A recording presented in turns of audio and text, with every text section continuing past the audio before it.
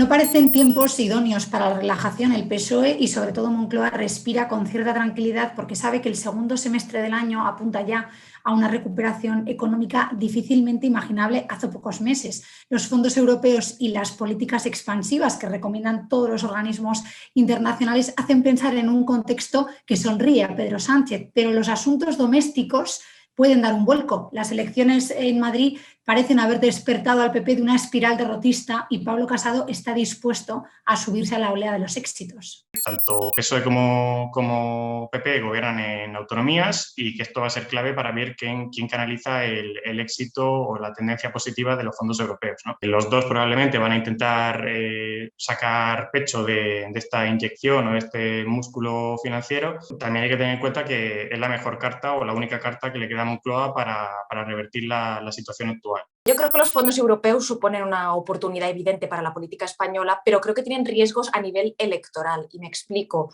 Los fondos europeos, como están concebidos, van a llegar a unas grandes empresas para que puedan hacer macroproyectos de regeneración digital, de ecologismo, economía verde, transformación de otros sectores industriales, pero eso, cuando dé frutos, van a pasar muchos años. Va a haber de aquí a las elecciones generales seguramente varias elecciones más. Y por la forma en la que los políticos se han comportado durante la pandemia, los partidos han mirado por su interés propio. Parece que cada cambio, cada suceso es una nueva oportunidad para seguir, para un paso más en la campaña. Así que está por ver si los fondos van a ayudar al PSOE o van a ayudar al PP, no se sabe.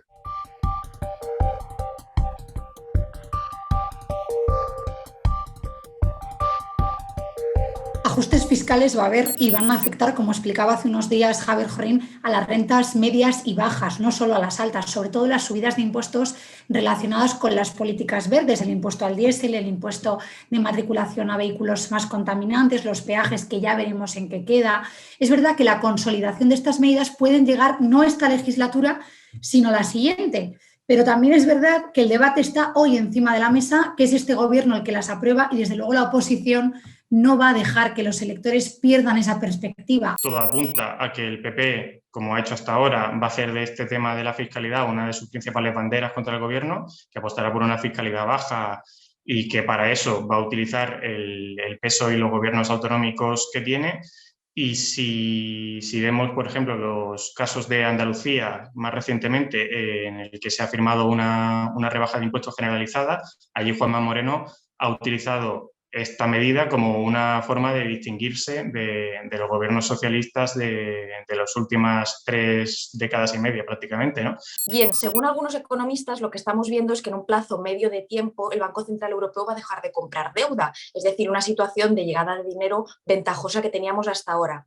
¿Qué ocurre? Los economistas creen que ahí el gobierno, si no tiene liquidez, tendrá que decidir entre recortes o entre subidas de impuestos. Yo creo que recortes no se van a producir, o los mínimos, porque Pedro Sánchez nunca ha querido repetir la experiencia de José Luis Rodríguez Zapatero. En todo caso, lo que vamos a ver, y yo creo que va a ser así, va a ser subidas de impuestos.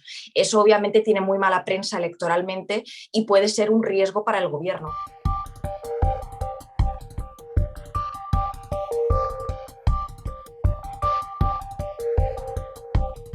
Es verdad que a pesar de las previsiones de recuperación tan favorables, el PP insiste en que la situación no va a volverse tan positiva en los próximos meses y además dan por hecho que las recetas que aplique Pedro Sánchez, a pesar del aluvión de las ayudas, empeorarán todavía más la situación.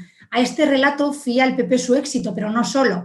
También lo hace a un cambio de tendencia, a un cambio de sensación entre los electores tras la victoria de Isabel Díaz Ayuso, que además achacan a la pérdida de credibilidad del gobierno y a la teoría, muchas veces convertida en mantra, de que el PP es quien sabe gestionar la salida de las crisis. Tener en cuenta primero que Casado tiene muy difícil hacer o tejer una mayoría absoluta alternativa no solamente a PSOE y Unidas Podemos, sino también al resto de socios que sostienen a estos dos partidos en el Consejo de Ministros, ¿no?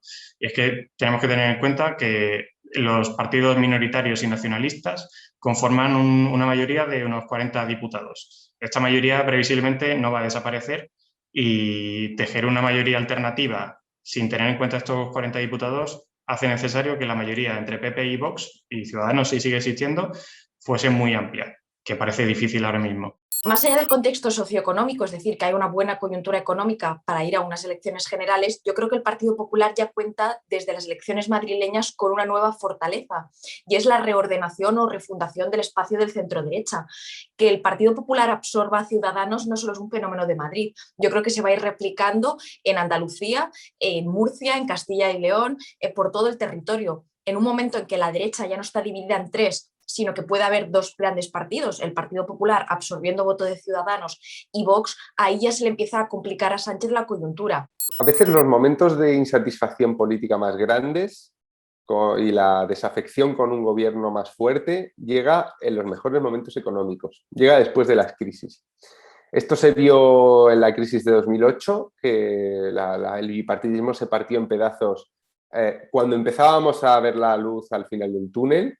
Así que yo creo que la recuperación económica, si se da de aquí a 2 años, que es dudoso, no sé si será una oportunidad para el PSOE o una maldición, porque ya digo que a veces estos momentos de recuperación son los más idóneos para que la gente saque toda la tensión que ha tenido acumulada y quiera cambiar las cosas.